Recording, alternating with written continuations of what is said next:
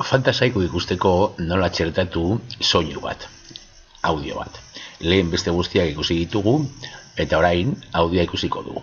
Batzuetan edo besteetan, dokumentuetan eta horrelakoetan ezin dira gehitu, eta orduan ikusiko dugu hemen nola egin.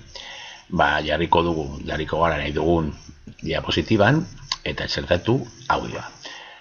Bakarrik txertatu alda audio bat, driven baldin badaukagu. Orduan, nire unitatean, nirekin partekatutako unitateetan edo azkenengo artxiboak ikusi alditugu. Aukeratuko dugu bat, soinu bat, eta egingo dugu hautatu. Hemen kokatuko da, txiki bat, eta hemen daukagu entzuteko botoia edo. Momentu batean jakiteko nola gelditzen den. Botoia txikitu eta onditu aldugu baitare, baina interesatzen zaiguna da, hemen bertan agertzen diren aukerak. Formatu aukerak eta hasi erreproduzitzen noiz nahi dugun. Klik egiterakoan gainean eta automatikoki. Horrian sartzean. Jartzen badugu, automatikoki horrian sartu bezain laster, hasiko da entzute.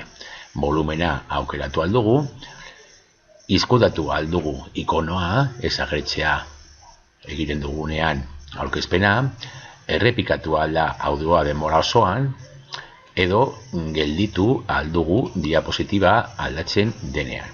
Diapositibaz aldatzen dugunean. Hori da importanteena. Beste guztiak osaltzekoak dira, baina hemen bai, pentsatu ondo, nola nahi duzun soinu hori ejekutatzea.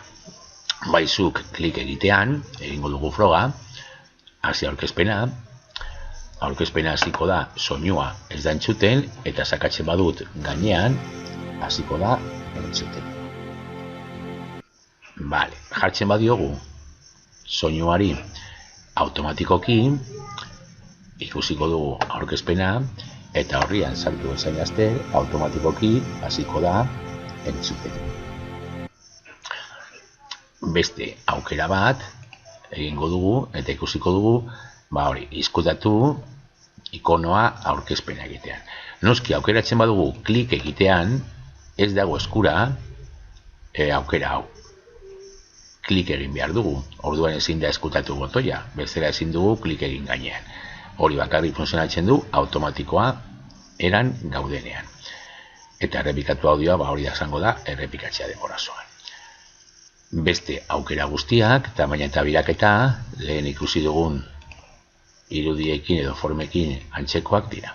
Non kokatu, iakoraztetzen dugun ala ez, testua jarrita badago nola doitu, itzala jartzea, ala izgadatu.